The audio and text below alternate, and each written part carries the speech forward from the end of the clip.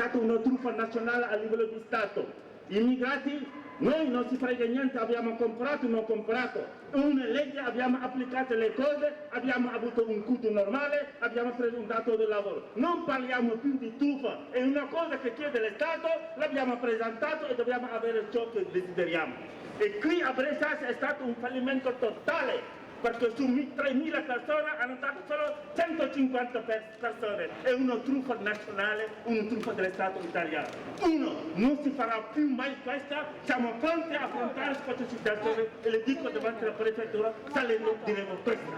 L'altra cosa è che sullo Stato italiano è una truffa. Nel 2000 vi ricordo qua, nel 2000, avevo detto 3 cose. In ballo la solidarietà, in ballo lo Stato italiano, in ballo la legalità e la solidarietà. Dico perché quando degli immigrati che sono arrivati qua gli danno un permesso, una richiesta di asilo, gli danno la possibilità di andare a lavorare e dopo gli dicono non può avere un permesso d'oro. Cosa vuol dire questa? Questa è una truffa, un furto. E questo è un punto che dobbiamo mettere in piedi. Quando uno mi dà un documento che mi dice puoi lavorare e non puoi lavorare non sei riconosciuto, cosa vuol dire? Lo Stato a monte sa che tutto questo contributo viene versato e alla lunga sarà una cosa rubata. Non tiriamo tutto truffa, qui non c'è truffa. Siamo dei cittadini, siamo qua e rispettiamo la legge italiana. Hanno detto chi ha questa condizione avrà questo documento, non parliamo più di truffa. Abbiamo questi documenti, l'abbiamo presentato, dobbiamo averla. E al di là di questa, è un contratto dove vedo 2 cose. Lo Stato, che pensa adesso abbastanza responsabile, e il datore del lavoro, l'immigrato che è abbastanza maturo. E di mezzo cosa c'è? I soldi. E quando un contratto c'è, uno rispetta i patti, cosa c'è da fare? Rispettare tutto. Non parliamo più di truffa, è una cosa legale o di diritto di prendere una persona perché i requisiti che mi chiedono sono, perché non devo farlo? Non parliamo più di truffa. Poi nel 2000 ricomincerà qua e dobbiamo essere pronti a farlo. Tutti noi dobbiamo essere sicuri di cosa stiamo facendo per dare, perché nel 2012 è stata una truffa. Allora, ministro dell'interno, destra, la provincia, destra, capoluogo, destra, provincia, destra, hanno fatto tutto per impedire ai immigrati di avere questo documento. Questa volta non succederà e siamo pronti per affrontare questo. Quando saliremo cose, diremo solo 2 cose. Prefetto, noi chiediamo una cosa, chi ha diritti ha presentato la domanda, a tutti questi deve avere il suo permesso. Basta! Bravo! Sino le cose non vanno più. Fii manifestation bi pour affaire permis de séjour yi nga xam ne état bi mu ngi ko joxe te laxas si jaan waaw te nag dañ nekk fii bon defuñ benn publicité nag dañ rassembler en premier temps pour xool exactement rencontrer le préfet pour toog discuter ak moom li nga xam ne mooy suñu xalaat pour affaire yi permis de séjour bi nga xam ne état bi joxe na ko waaw affaire bi nag dafa métti parce que bon li ñu bëgg daal mooy mboolem immigré bu fi nekk ñu teg ay conditions yu bien daal yoo xam ne boo amee benn dattatore de lavoro wala laaj la benn affaire boo xam ne boo ko joxee avec des preuves danañ la mun a jox permis de séjour pour ñëpp moo gën mais permis de séjour yi dañ koy jaay nit ñaa ngi ciy def trafic ñaa ngi ciy dugal seen xaalis xale yi amul lu ñu versé et puis di joxe 500 euros après 4 mois nga joxe 500 euros ñu lay téye pendant 2 ans ngay versé xaalis rek affaire boo xam ne la c'est pas du tout normal waaw affaire boobu daal lañ bëgg ñu teggi ko bu ñu ko teggee ñu jéem a seet naka la ñuy dimbalee immigré yëpp ñi nga xam ne ñu ngi fi te amuñ kayit jéem leen a mettre dans des positions vraiment très cool pour que ñu mun a liggéey dem seeti seen mbokk yi jéem a am la liberté di dem fu leen neex waaw loolu lañ daal moo ñu fi dajale tey merci beaucoup. jox ilimaan ni wax an naa ci mooy que c'est pas normal ay di nekk fi ay ati at mu ñu am liggéey ndax manque kayit bu ñu bëggee délinquance bi wàññeeku ay problème yu bare wàññeeku ñëpp mu leen di am kayit mën a am fay ay taxes mën a nekk ci jàmm affaire kayit yi ñu joxe nii man ma gis ne ay sàcc moo ci nekk parce que laajte ay preuve laajte ay xaalis avant nga jot ay kayit wóorul c'est pas normal dëkk boo amee ne ay nit ñu ngi fi bari fi ba lool nekk bëgg liggéey da leen dimbali jox la ay kayit yu liggéeyee man lu ma bëgg li may ñaan loi bi ñu changé ko def ko loi sanatoriale pour ñëpp lu lay ñaan. salaamaaleykum mbokku DSV waaw ñu ngi nuyu ku nekk ak sa tur di leen nuyu di nuyu mbokku diaspora bi yëpp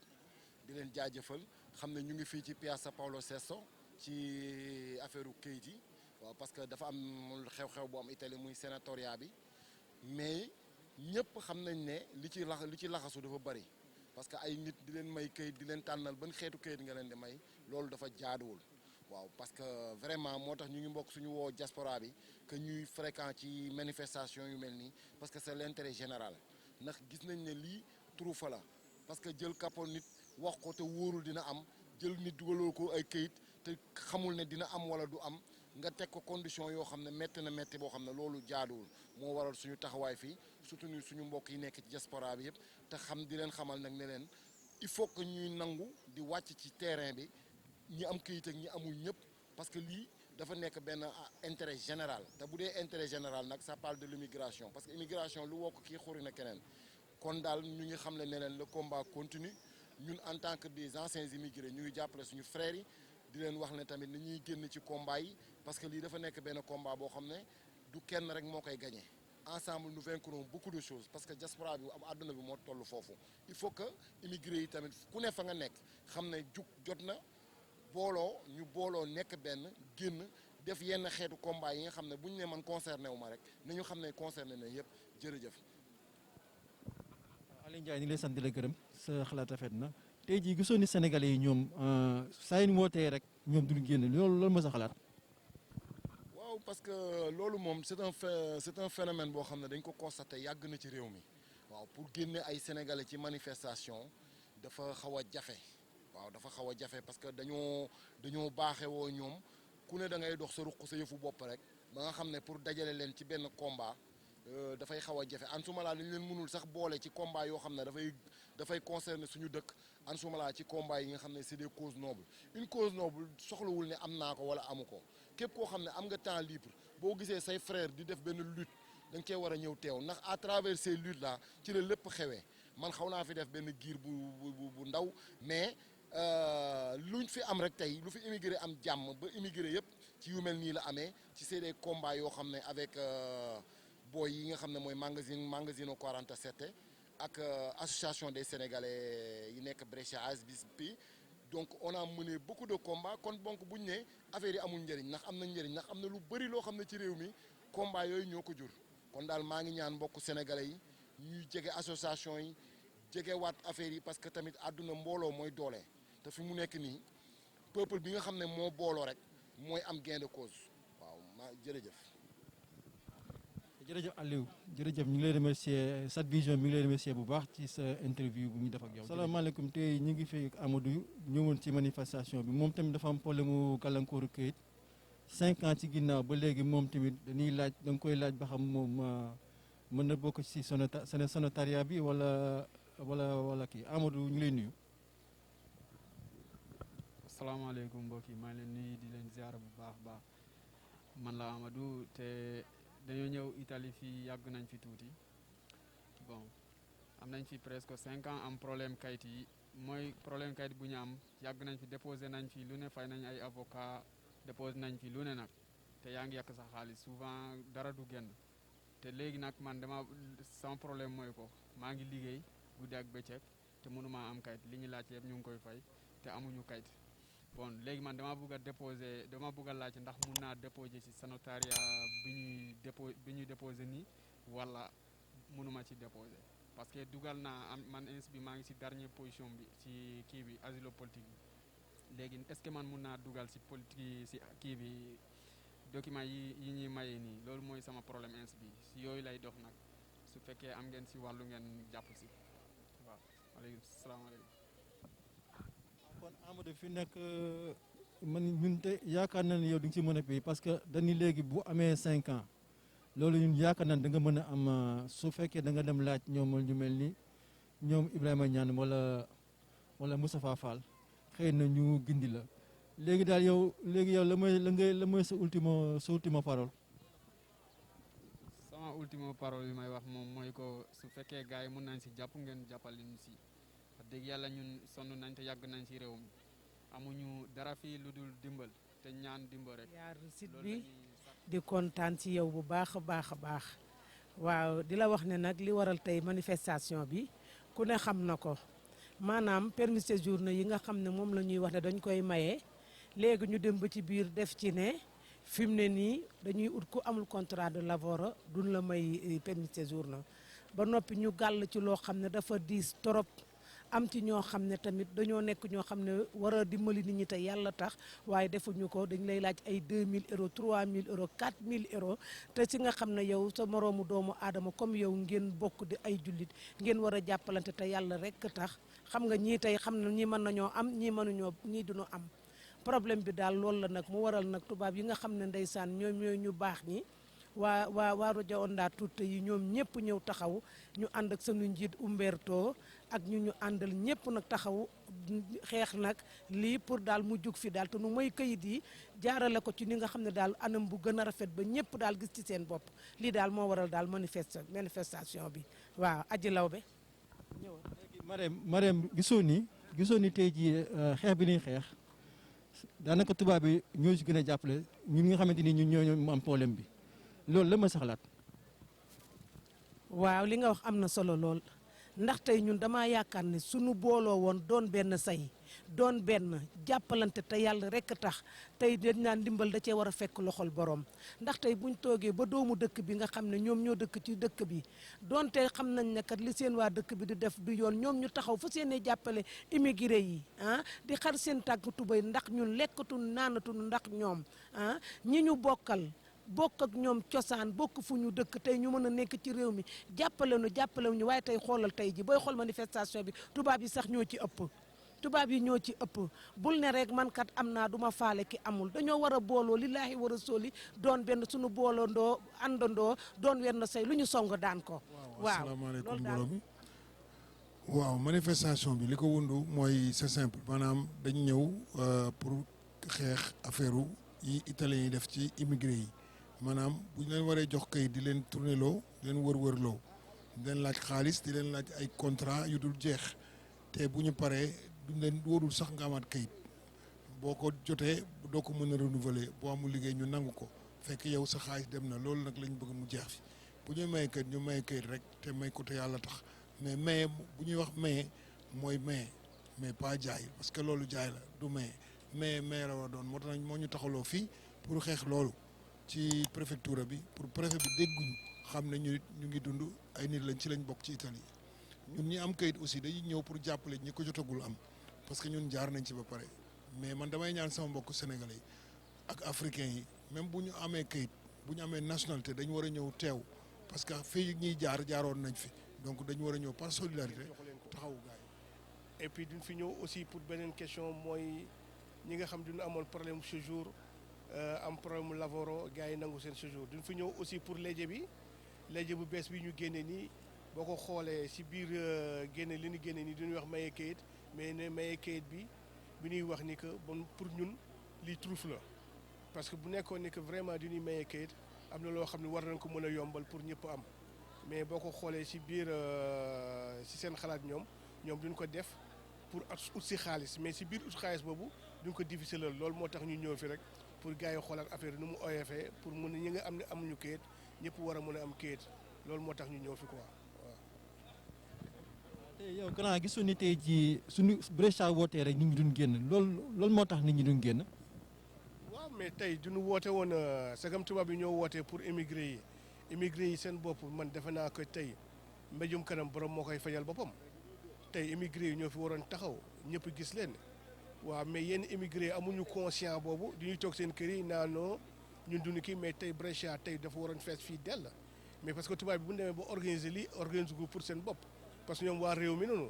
mais donc ñi nga xam ne ñun ñoo fi dëkkul nekkul ñu waa réew mi tey ñun ñoo fi waroon taxaw ba gis ne que gars yi gis ne que vraiment affaire bi ñor na leen mais Brescia gars yi ils préfèrent toog seen bii kër naan seen ataaye wax loo xam ne waruñu ko mën a wax dugg si lu ñu warul dugg mais je crois que 2 heures de temps bi ngay ñëw fii pour taxaw pour mun a taxaw pour bokk ci mbooloo bu pour dooleel tubaab yi defe naa suñu intérêt personnel la donc moi je trouve que franchement je suis désolé de le dire mais Sénégal yi tamit ak comité africain pour nga jàppale leen day métti. maa leen di nuyu yéen ñëpp ku ci nekk turam ak santam waaw manifestation bi la ñun nekkul ñun yor nañ suñuy kayit waaye comme que affaire bi dafa dal suñu kaw ñun ñëpp ñu nekk ay sénégalais moo tax ñu ñëwoon di ci jàpp waaye bu ñu ñëwee daal moom tubaab bi lañ fi gën a gis ak sénégalais yi te vraiment sénégalais yi ñoom ñëpp waroon nañoo génn jàpp ci xeex bi ndaxte xeex bi suñu xeex la ñu ngi ñaan yàlla nag yàlla gars yi yéeg nañ ci kaw ñu ngi wax ak préfecture xëy na bu ñu génnee dañ indi résultat bu baax vraiment fay yi cher na li ñuy fayeeku gars yi seer na teg ak ñu jóge ci Covid 19 bi ba pare ñu bëgg leen fay la ay 2500 euros 3500 euros loolu ku nekk xam na loolu metti na ñu ngi ñaan yàlla yàlla saafara yëpp incha allah yàlla baax na. nekk président CACEP coordination des associations des Sénégalais Brescia province nekk aussi vice président l' association Cheikh Ahmadou Bamba de Touba de Pontevico. et Moussa Fall mu ne woon taxawaay bi fii tey ak objectif présidio bi. waaw jërë ngeen jëf ñu ngi leen di ziar bu wér objectif bi moom moo doon comme que am na sénateur boo xamante ni dafa jóg bon ñu gis ci ay rëq-rëq yoo xamante ni expérience yi nga xamante ne amoon nañ ko en 2012 moo tax tey ñu ne nañu daw bi ñu bàyyi bu dugg ci biir sénateur yooyu dañu dem waxtaan ak ñi nga xamante ni ñoom la ñu war a waxtaanal fii nga xam ne à notre niveau muy le préfet bi ñu ko bindee bataaxal aussi demandé ko ne ko dañu bëggoon a ñëw waxtaan ak yow ci ay points yi nga xamante ni vraiment gis nañ ni mosuñoo porté maanaam njëriñ donc ñu bëggoon daal yow mi nga xamante ni mun nga jàllale suñuy kàddu su ko defee nga dimbali ci donc loolu moo waraloon présidio bi tey ñu ñëwoon fii aussi. mais ñu gis ne délégation bi recevoir na leen yow bokkoon nga ci yëg ci kaw lan ngeen ko wax ak lu mel noonu. bon liñ ko xamal ci bu njëkk mooy parce que 2012 bi dañu constaté woon ni loi bi dafa am nu mu tëddee woon mais ko ñu demande ay réquisites bi ci njëkk mais ba ngay am sa réquisite ba pare mu am beneen contrôle boo xamante ni carabinieri yi ñooy ñëw fëgg sa kër di laajte yoo xamante ni loolu bokkul woon ci loi bi ñu xamal ko ni ne ko ren nag moom bu ñu jéem a dugal loolu mbir yooyu ci loi bi ndax loi bi li mu wax mooy nga am kudd bu la mun a permettre nga inscrire ba golf bi wala badante nga am aussi preuve bi preuve bi mooy wane ni yow yaa ngi fi woon ci date bi ñu wax donc loolu la ñu wax alors bu ñu nee nag ñu xamal leen ne bu ñu génn loi bi li mu wax nañ ko respecté ngir yàlla parce que dafa daan ñu bëri ci bu 2012 bi donc expérience bi ñu amoon foofu lañ ko doon tegal di ko xamal aussi que ni tempis yi nga xamante ni amoon na ci 2012 yàggoon na ba am na ñu bëri ñoo xamante ni dañoo mujjee ñàkk seen i këyit ñu xamal ko ne ko aussi bii moom bëgguñu vraiment ñu am problème yooyu nga xamante ni nit ki day am réquisito mais dina yàgg ci biir ba finalement day perte kayitam donc si yooyu lañ doon waxtaane di ko demander aussi que ni ñi nga xamante ni jot nañoo commencé dugal au moins ñu jéem leen a woo parce que ñoom liggéey dafa bëri au niveau de la préfecture da ngay gis adjoint di nga gis yeneen sénateur yoo xamante ni renouvellement yeeg yeneen yoo xamante ni ñoom ñu ngi ci te loolu buñ ko naree topp ak fii nga xamante ni vague la boo xamante ni buy ñëw seen kaw dañuy jàpp ni bon ça pose problème maintenant loolu daal ci waxtaan yooyu la ñuy waxtaane mais bon li ci doy waar rek mooy à chaque fois ñoom boo waxee ñoom dañ naan la dinaa jàllale say kàddu kontaan naa et tout comme d'habitude donc voilà. mais ñu gis ne province bu Brescia rek moo am particularité boobu mooy ñoom xam nañ ne fii ba septembre nee nañ dossiers yi duñ convoqué kenn te yeneen province yi apparemment ñoo ngi convoqué nit ñi di leen demander wala boog di leen laaj papier yi lan moo waral cette lenteur. waaw bon souligné nañ ko préfet mais il faut noter aussi que ni moom si mois de janvier la fi ñëw bi mu ñëwee si mois de janvier aussi lay soog a egsi si dëkk bi mu fi ñëwee aussi ak Covid bi ni mu demee moom loolu la ñu wax nee na amul woon jot mais li mu jot a gis nee na am na groupe boo xamante ni jeune la te moom it du mag nee na jeunesse boobu aussi dinañ ko employé ba nga xamante ni dinañ mën a récupérer vraiment la situation commencé woon. lan mooy message bu ngay jàllale la communauté sénégalaise. bon message sénatorial. message bi may wax. di ko jàllale la communauté sénégalaise mooy lii nii lenn dong moo ko mun a faj mooy une forte mobilisation parce que le préfet bu ñu toogee ak moom wax aussi moom lim ñuy wax mooy dinaa jàllale alors léegi nag su fekkee immigré yëpp génn nañ ñu manifester ku am këyit ak ku amul këyit ñun ñëpp ñu wane suñu bopp dinañ xoolaat mbir mi parce que niñ ko bëggee tënk nii maanaam day doon dañ ko wooyee ñun sénatoriaux prisonniers noonu lañ ko tuddee te loolu du yoon dañoo war a may kayit pour tout le monde ubbi sénatoriaux bi nga xamante ni ñëpp ñooy am seen i kayit mais waruñu ko yemale ci ay badante ak golf donc loolu aussi wax nañ ko bind nañ ko ci bataaxal bi mais loolu pour mu jàll il faut que sénégalais yi il faut que immigré yi il faut que ñu am ak ñi amul ñëpp génn buñ leen woowee waxtu ñu ñëw ci waxtu boobu ñafe ko comme nañ ko doon def ci 2012 donc loolu daal lañ ci jërëjëf Moustapha ñoo ngi lay sant di la gërëm kon donc nu mu ko waxee noonu la sénatoriat bi bëri na ay jafe-jafe bëri na ay lu nga xam ne mu ngi ci biir lu nga xam ne bo apparemment mel na ne yomb na mais yombul bon tey bokkoon na ci yu nga xam ne revendication yi la woon bon ñu permettre jax nit ñi 6 mois avec 500 € ñu jax la 6 mois nga am sa permis de séjour noo dem après wuti liggéey lu ci bokkoon aussi nekkoon na ci ñu gaawal temps bu nga xam ne moom la ñuy étudier dossiers yi pour ñu mën a convaincre nit ñi parce que xam nañ ne lu mu gën di yàgg ci biir ngay gën di fay ay compte gouttes yi te doo ko jot pour Moustapha le président Moustapha Diagne di terminé foofu la ñuy wax mooy gis nañ ne mobilisation bi taxu koo bari te gis nañ ne aussi sénégalais yi ak yeneen immigré yi ak nu ñu toll ci province de commune de Brescia gis nañ ñu ne répondre alibi bi nag mooy tey journée ouvrable la 18h la mais xam nañu ne vraiment nit ñi génnuñ te lii yaakaar nañu ne boo xeex rek moom moo ko indi d'après 3 semaines yu nga xam ne ci la loi bi dugg ba léegi constaté nañ ne demande yi ak dépôt yi bëri wuñu et c'est tellement insuffisant de telle sorte que bu nit ñëpp jugul ànd nekk benn say je crois que ne affaire bi du dox kon mu nekkoon Satvision Diaspora TV bu Silla doon couvrir cet événement ñoo ngi leen jaxaande bu bari jërë ngeen associazioni che oggi erano qui terremo controllato quello che faranno la prefettura e la questura e ci sentiremo ancora. Se le cose andranno bene saremo contenti, se le cose non andranno bene ci dovremo rivedere e dovremo tornare in piazza perché abbiamo visto tante volte che è solo facendoci sentire che si riesce a ottenere qualcosa. Quindi intanto grazie a tutti e tutti e a presto. Che era con la presenza diciamo, del vicario e la viceprefetta che è arrivata in Brescia da gennaio, che noi oltre che abbiamo parlato diciamo, di quello che chiediamo a livello nazionale, che ci sia un'apertura a dare più possibilità alle persone di regolarizzarsi, noi abbiamo insistito e sottolineato che per me è un punto fondamentale anche di questa in tempi diciamo brevi, senza diciamo anche quella rigidità che hanno sempre utilizzato contro questa provincia nella sanatoria del 2012. Questo fa sì che noi, oltre che diciamo che chiediamo il cambiamento e anche l'apertura, che ci sia una risposta che sia in tempi reali, negativa o positiva, per non tenere tantissime persone che sappiamo che loro hanno fatto la domanda, verseranno i contributi e non ne hanno la possibilità di cambiare il rapporto del lavoro e non ne hanno anche la possibilità, diciamo, anche la sanità, perché malgrado che loro pagano i contributi, che ci sia una risposta, diciamo, in breve tempi. Questo hanno garantito loro, diciamo, noi per questo incontro, che ci siano, che faranno tutto possibile di